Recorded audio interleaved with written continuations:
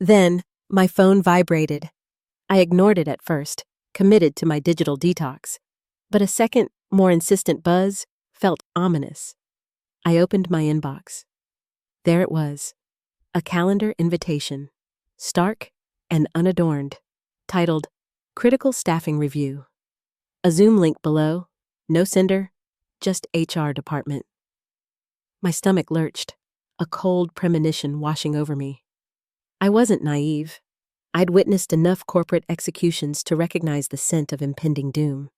When HR schedules a same-day video call while you're technically on vacation, it's never good news. Son of a gun, I muttered, flipping off airplane mode. 4 texts flooded in instantly, 2 from colleagues wondering if I'd heard anything. One from my mentee, Mark, simply saying, "Heads up, something's off. Don't trust the smiles today." Smiles? I knew there wouldn't be any. Not in that virtual room. I looked back at the majestic Rockies, half wishing an avalanche would take out the internet and spare me. No such luck. The universe, it seemed, wanted me present for this. I pulled on a fleece, tied my hair into a tight bun, and walked back inside, feeling like I was heading into battle. The cabin's Wi-Fi was notoriously spotty. The Zoom call loaded as a pixelated abstract painting. When the image finally stabilized, 3 familiar faces emerged. Brenda from HR, her smile a little too wide, a little too fixed. My manager, David, whose perpetual expression suggested he was always waiting for instructions. And someone from legal, whose name I vaguely recalled from a long-forgotten company picnic. "Hi, Cheryl. Thanks for joining. Hope you're enjoying some well-deserved time off," Brenda chirped, her voice saccharine. I leaned forward. "What's this about?" David cleared his throat, as if preparing for a dramatic monologue, but instead delivered the most sterile eulogy for a career I'd ever heard. "Due to a strategic realignment of organizational priorities and necessary cost-saving initiatives, your position has been impacted, effective immediately." That was it. No thanks, no transition plan. Just corporate surgery via buzzwords. I didn't flinch. I'd trained myself not to show weakness in front of men who mistook composure for insubordination. I gave them my most impassive nod, then subtly reached for my phone under the table. One text, to one person. "Lana, they just fired me." As the HR pronouncements continued, I stared out the window at the mountains. They looked different now, less serene, more like a backdrop for something ancient and powerful to awaken. Like me. My phone buzzed. Lana had replied, "I'll handle it." That's when I noticed something odd.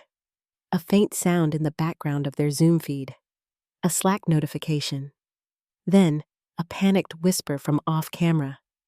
Wait, did Apex Solutions just cancel their contract? I tilted my head slightly, just enough to show I'd heard, but said nothing. I just smiled, the kind of smile you wear when you know a storm is brewing, and you're the one holding the lightning rod. The screen flickered like an old home video. I could barely make out their faces through the pixelated chaos, but I could hear them. Every strained syllable. "Cheryl, we want to start by saying we appreciate your years of service, buffering, but given the evolving needs of the organization and ongoing budgetary constraints, buffering, your role has been identified as one impacted by strategic restructuring." 3 pairs of vacant eyes stared out at me like mannequins in a forgotten display. David looked like he'd just stepped on a Lego. Brenda was performing her greatest hits. The sympathetic squint, the gentle head tilt, the subtle, "It's not personal, it's just business" tone. The legal guy simply sat there, waiting to get back to his crossword puzzle. I didn't respond immediately. Instead, I looked through them, past their performative empathy, into the cold, sterile void they inhabited. My heart hammered like a drum, but my face remained perfectly still, calm, clinical. "This is effective immediately?" I asked, my voice flat, smoother than a polished stone. Brenda nodded, like a bobblehead at a funeral. Yes, but we'll provide you with a severance package that includes. I've reviewed the policy. I'm aware. I reached for my phone again, just below the camera. Lana, they just fired me. My thumbs were steady, colder now. I could feel the humiliation solidifying into something quiet, sharper, like rage freeze-dried and carved into a blade. On screen, David leaned forward as if to offer the usual platitudes, but a tiny ping interrupted him. A Slack notification, not mine, but theirs. David's eyes darted off-screen. The legal guy's eye twitched. Brenda stopped mid-sentence, then a muffled whisper from off-camera. Apex just pulled the plug, effective immediately. I blinked once. David went pale. The legal guy turned, trying to read something on another monitor. Brenda's face twitched, as if her composure had finally short-circuited. Is everything okay? I asked innocently, tilting my head slightly, like a cat watching a mouse realize it's trapped. David stammered, then forced a smile that looked welded on. Just processing a few things internally, but this doesn't change anything. Your termination is still effective today. You'll receive documents via DocuSign shortly. Brenda nodded, too fast, like someone trying to outrun a tsunami. Great, I said. Then I suppose we're done here. Brenda opened her mouth, probably to deliver a legal disclaimer, but I had already clicked Leave Meeting. The screen went black. I stared at the empty Zoom window for a beat, then closed my laptop with the reverence you'd give a tomb. The lake outside was still there, quiet, unmoved. But I wasn't the same woman who'd sipped coffee on that porch 40 minutes ago. Something in me had shifted. I didn't cry. I didn't scream. I walked back outside barefoot, cracked open a sparkling water like it was a celebratory drink, and watched a duck skim across the water as if nothing had happened. But something had. Something enormous. And it had just begun. The moment I read Lana's reply, I'll handle it. You're not alone.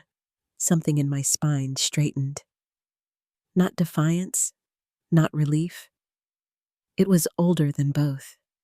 It was the kind of ancestral calm that washes over you when you realize the predator isn't behind you anymore.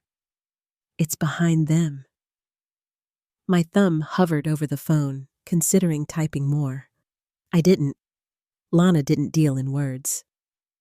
Lana moved in action. We'd survived 2 years as college roommates, 3 breakups, 1 shared sublet with a mold infestation, and a summer internship at a startup so toxic it might as well have been radioactive. I knew exactly what that text meant. The wolves had already been unleashed. Back in the Zoom call, still awkwardly active though I had muted my mic, the corporate clowns continued their script like a cheap community theater performance. David was reading boilerplate off a Google Doc, something about transitional resourcing and exit interviews. But something shifted mid-sentence. A flicker passed across his face. Then came that faint digital chirp, a Slack notification. I watched as David's eyes darted off screen. The legal guy frowned at his phone, and then, barely audible, a voice likely from an adjacent cubicle whispered, Apex just pulled the plug. My mute was still on, but I smiled.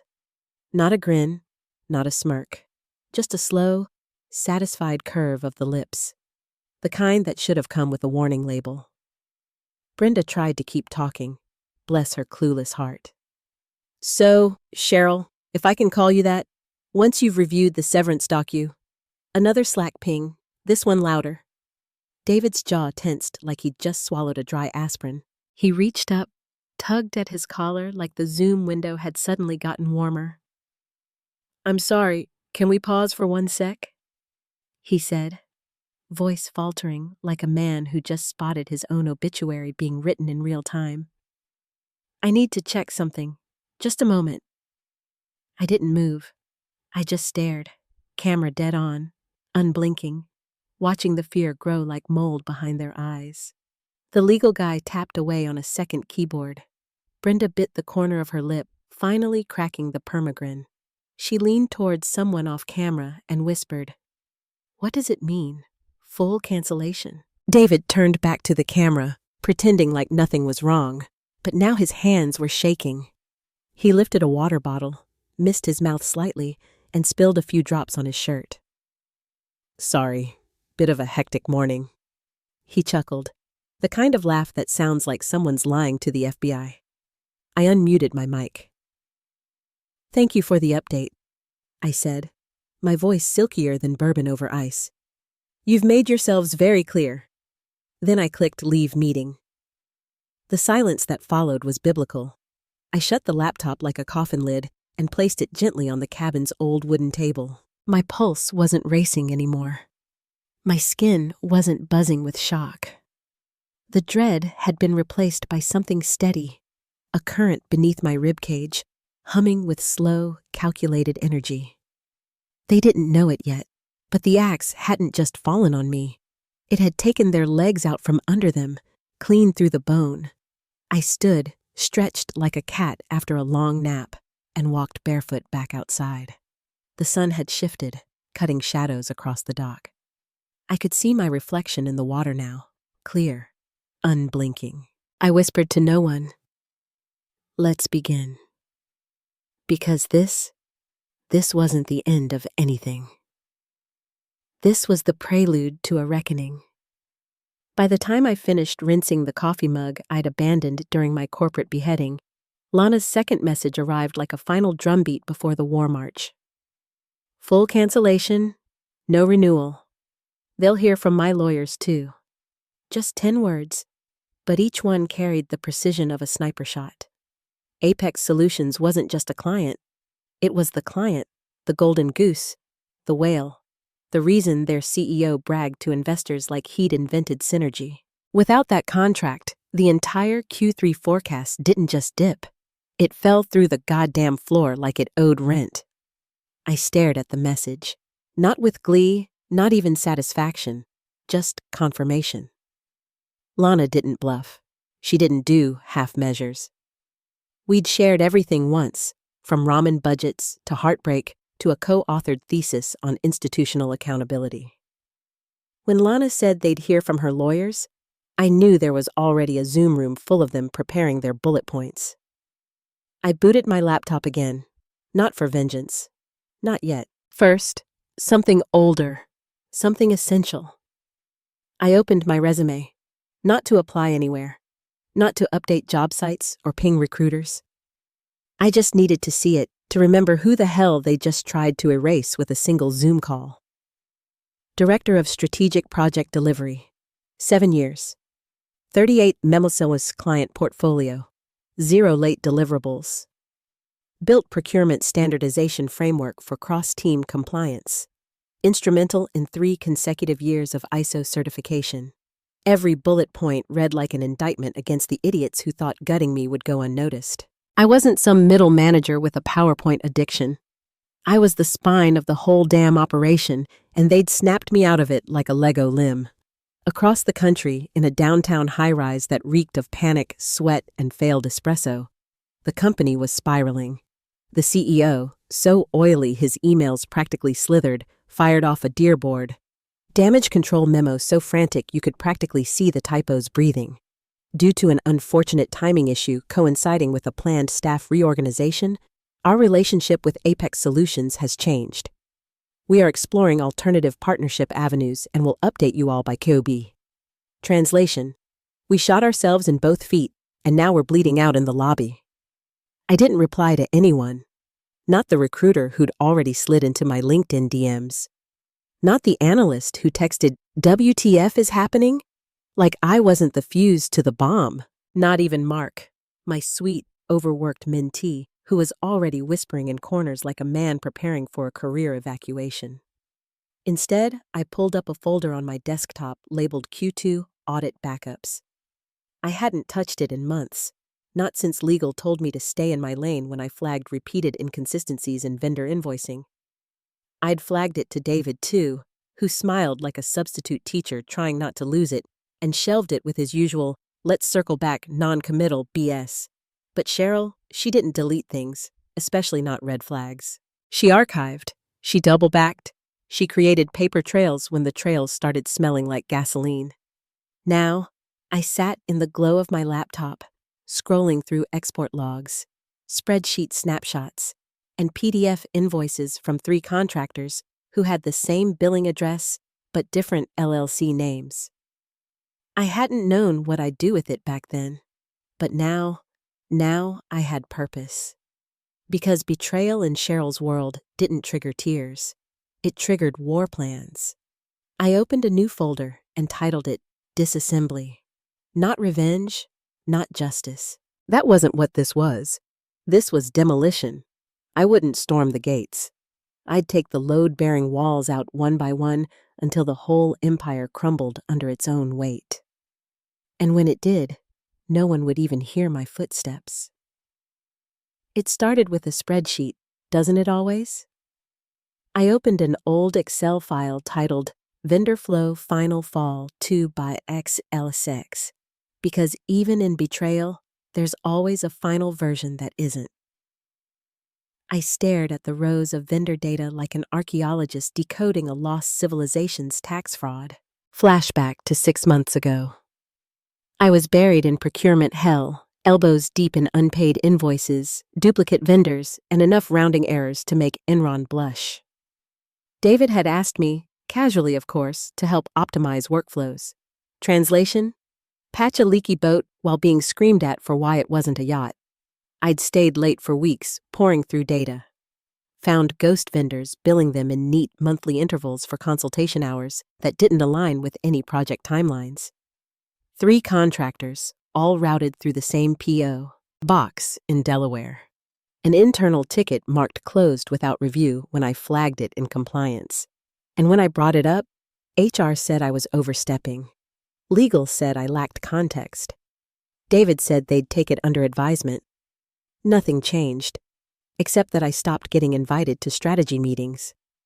But I kept copies. I opened the encrypted folder on my external drive, the one I used for personal notes, backups, and the occasional nervous insurance file. Inside, scans of flagged invoices, email chains, and Slack exports saved as PDFs. A full year of breadcrumbs. If someone pulled the thread, the whole company sweater would unravel. I didn't feel righteous. I felt ready. Click.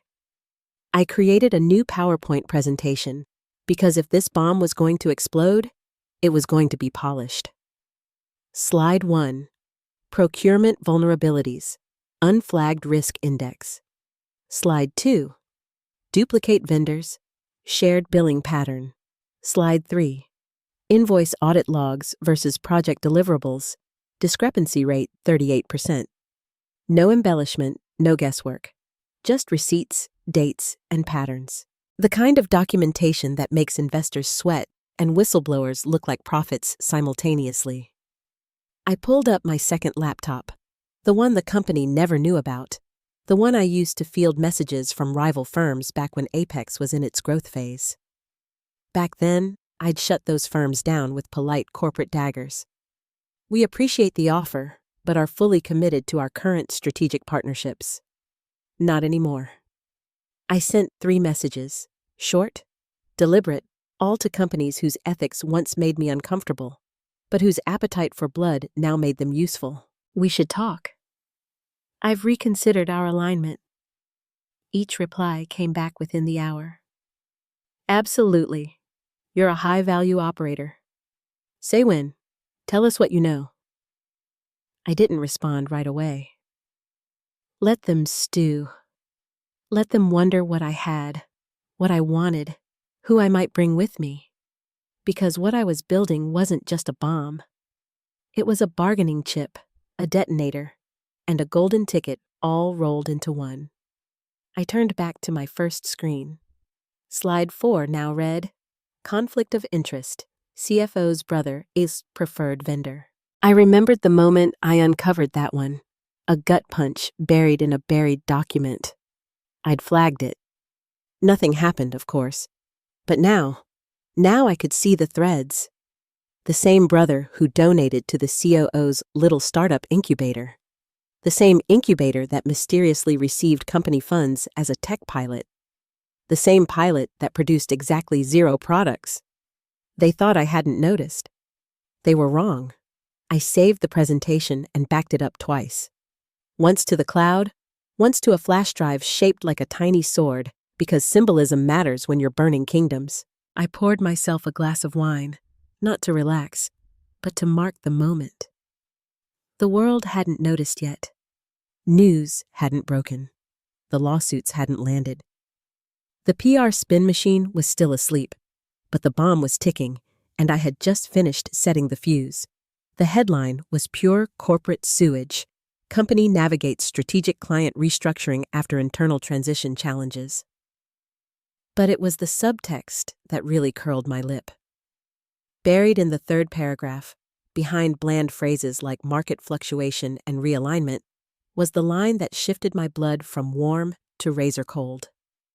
Following a period of internal leadership disengagement, the company continues to evolve its client portfolio in alignment with long-term strategic goals. Disengagement. That was the word they'd chosen. Not departure, not transition, not even restructure. No, they went for the scalpel behind the smile. They painted me as the reason Apex left. I was the dead weight, the rogue element, the saboteur. I didn't scream. I didn't pace. I didn't even finish the toast I'd just made. I simply took a screenshot of the article, opened a new email window, and sent it to Lana with the subject line. Cute. Less than 5 minutes later, Lana replied, "We'll make sure their next release goes viral for different reasons." Short, surgical, chilling in its promise. I cracked my knuckles and opened a blank Google Doc. At the top, I typed 2 words in bold. Timeline, Apex, contract breakdown. Then I started typing. Not from memory, no. I had receipts. All of them. I pulled up old Slack logs, re-downloaded calendar invites, scrubbed project files.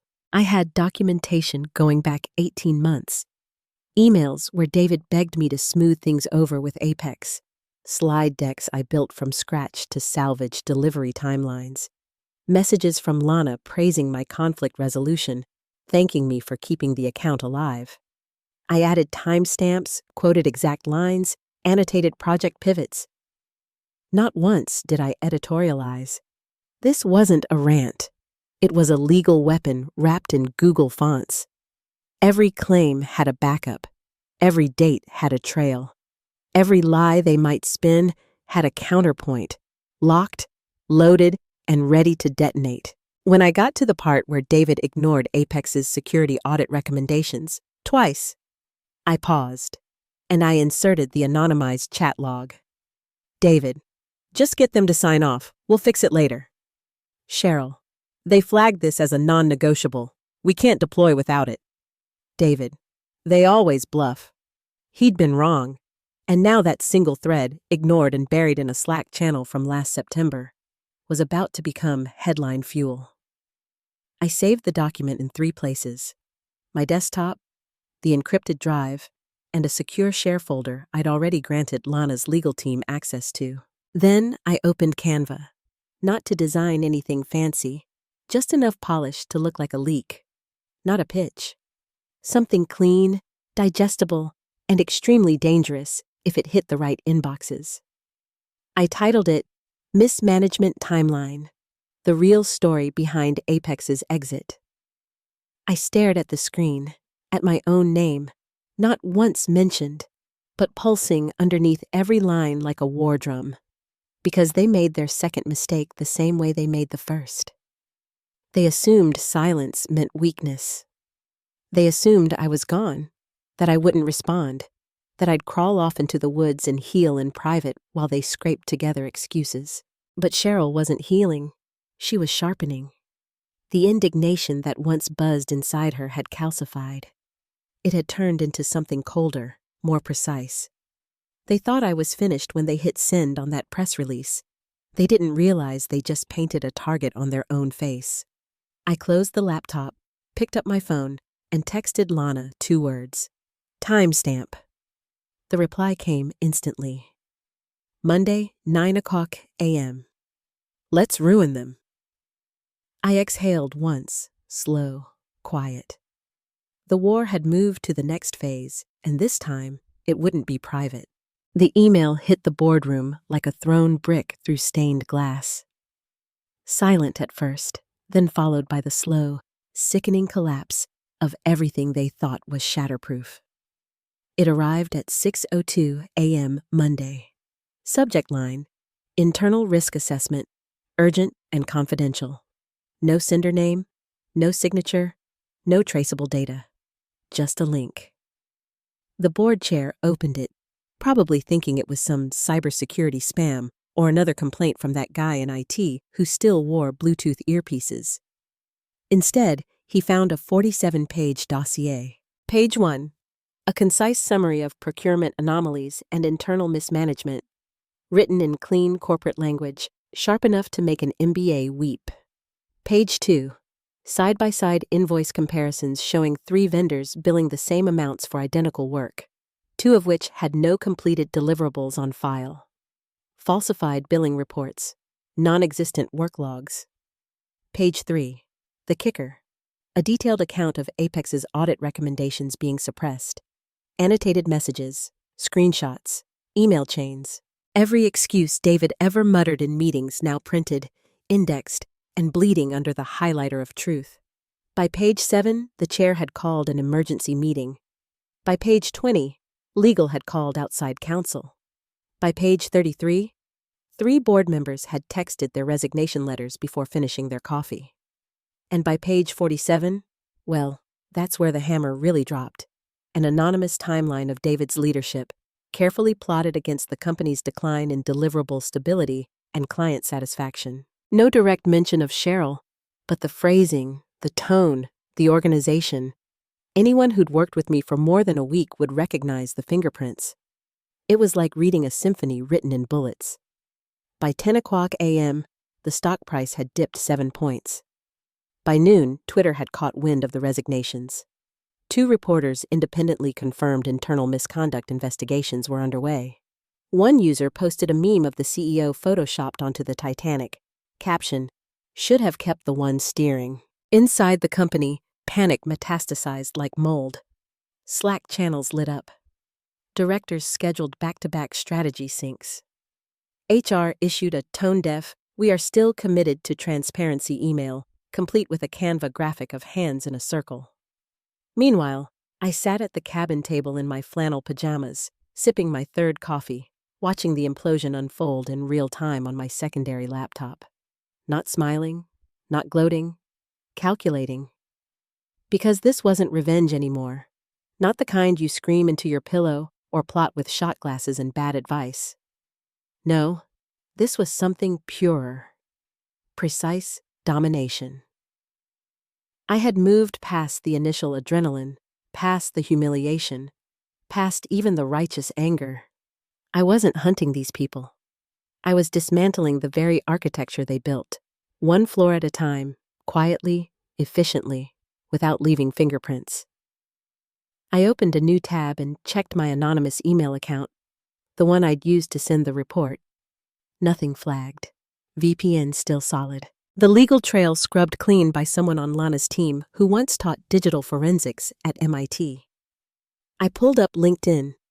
David's profile still said SVP, Strategic Delivery. I refreshed. Open to work. My eyebrow twitched. Then my phone buzzed. Lana. They're bleeding out. 2 more clients asked for emergency meetings. You ready? Cheryl. Always. I looked at the window. The lake outside rippled in a breeze. A duck glided past like it hadn't just witnessed a corporate decapitation. I closed my laptop, finished my coffee, and whispered, 3 down. The rest won't even hear it coming. The call came on Tuesday morning, just as the fog over the lake started lifting like a theater curtain. I was nursing the same cup of coffee for the 3rd hour, the kind of morning that invited stillness, but my mind, as always, was 10 steps ahead. I was outlining Phase 3 when the number lit up my phone, a 212 area code I hadn't seen in years. I stared at it, curious but calm, then answered. Red, I said, voice flat but alert. A pause, then, damn, still cold as ever. I respect it. I recognized the voice immediately. Peter Vaughn, former colleague, former nemesis, former almost something in another life, before middle management turned flirtation into terse emails and double-blind CCs. Now head of operations at Summit Solutions, a boutique firm that used to circle my old company like a hungry shark, always a bit too scrappy, a bit too ethical, and a bit too small to win against the empire. Until now. I assume this isn't a wellness check, I said. Peter chuckled. No, I saw what happened. Their press team's been spinning like a goddamn centrifuge. The streets are whispering fraud. You're not mentioned, but it reeks of you. I'd recognize the structure of that takedown anywhere. I said nothing. Let him feel the silence. Let him earn the ask. He cleared his throat. Look, I've got full partner discretion now. We're growing fast. We need brains, grit, someone who knows how to build without cutting corners. I can bring you in as a partner. Title, equity, your own division. I swirled the cold coffee in my mug. I'd expected offers. Recruiters had already left enough voicemails to fill a Spotify playlist. But this wasn't headhunting. This was timing. You sure your board's ready for me? I asked. I don't do safe. Peter exhaled a laugh. They're begging for a scalpel, not a bandage. You're it. I leaned back in the creaky cabin chair, let the idea bloom behind my eyes. Not just a job, not a title. Power. Clean power. Seeded from scratch. I could build something real again, but this time without dead weight or cowardice in pastel blazers. I have one condition, I said. Name it. We take every client they stole. The legacy ones, the quiet ones, the ones they lured in with steak dinners and then starved with broken contracts. We bring them home. Peter didn't even hesitate. Done. I smiled, not the satisfaction of revenge, the engineering of it. I'll send you my terms in 48 hours, I said. Don't screw the formatting. I don't do Comic Sans equity agreements. God, I've missed this, Peter muttered. You'll have full autonomy. No babysitters. We'll go silent until you say launch. I ended the call. The gears in my mind were already turning. There was a list. An actual list. Every client my former company had siphoned away from competitors during their so-called acquisition spree. I'd seen the internal brag sheets. I knew their weak points, vendor distrust, delivery delays, passive-aggressive emails from junior account reps with too much Red Bull and too little oversight. I opened my laptop and created a new folder. Target Client Strategic Reclaim. I pulled the old files, CRM exports, client rosters, timelines. The quiet graveyard of good business relationships slaughtered by short-term thinking and bloated egos. It wasn't just about revenge anymore. It was resurrection. I didn't need to kill the company. I was going to outgrow it, outmaneuver it, and steal its future. And when the press asked what happened, well, I'd just shrug and say, market correction. All that remained now was the final touch. The last bullet. And that bullet was already speeding down the barrel, set to hit on a random Wednesday at 9:00 a.m. I poured a fresh cup of coffee, eyes locked on the calendar. Tick, tick, tick. It happened at 9:03 a.m. on a Wednesday, so painfully average that the CEO hadn't even bothered to shave. He was in the office early, tie crooked, nursing a hangover from the emergency dinner with two now skeptical investors. The company's Slack was a digital minefield of half-truths and delay tactics. His assistant had quit the day before via Post-it, and now this, a calendar invite. Urgent client crisis. Location, Zoom, private channel. Organizer, external counsel. He clicked without thinking, more annoyed than alarmed. Probably Apex again, or maybe another client trying to renegotiate their contract after the disruption. He clicked join. The screen opened to reveal Lana Patel, Apex CEO, best-dressed executioner in tech. She wasn't alone. Her legal team flanked her like chess pieces. Center screen, front and center, sat a court reporter, real-time captioning already underway. The CEO froze. "What is this?" Lana didn't even blink. "This is your deposition," she said. "We're suing for breach of trust, negligence, reputational damage, and attempted defamation. Our attorneys have advised we proceed today while your memory is still clear." He started to speak, to stammer. Then the emails started hitting. 3 of them. Client A. Effective immediately, we are terminating our contract. Client B. We have accepted an offer from Summit Solutions. Please consider this our final correspondence. Client C. Given recent developments, we are reevaluating all partnerships. We expect no further contact. His inbox lit up like a Christmas tree on fire. He switched tabs to the company dashboard. The stock was already down 11% in pre-market. Analysts were tweeting words like unsalvageable and freefall. One thread simply read, "Death by calendar invite." Back on Zoom, the court reporter cleared her throat. "Shall we begin?" Lana didn't wait. She leaned forward, icy and surgical. "Tell me again, in your own words, what led to Cheryl's termination?" His mouth opened, then shut. He looked like he'd swallowed a wasp. Cheryl's name hung in the air like a curse. But I wasn't on the call. I didn't need to be. My fingerprints were in the room, smeared across every dotted line they once thought untouchable. 2 hours later, internal Slack leaked a message from the CFO. "We need to restructure again." But there was no again left to restructure. The skeleton had been picked clean. 4 states away, I sat on the porch of my lakeside cabin. The sun was bleeding gold over the treetops. My phone buzzed once. "Peter's update. We've onboarded 3. The 4th is asking about NDA terms. They're scared. I like it." I didn't reply. Not yet. I swirled the wine in my glass, dark and steady. My laptop sat open beside me, ticker feed running in silence. The company stock dipped again, now 17% down. The CEO's face had appeared on a business blog under the headline, "Hubris Meets Market Reality." I could have smiled, could have raised my glass and toasted the fall. But I didn't. Instead, I stared out over the lake, eyes calm, wind brushing through my curls. And with the kind of quiet that made gods nervous, I whispered, "All I needed was a signal."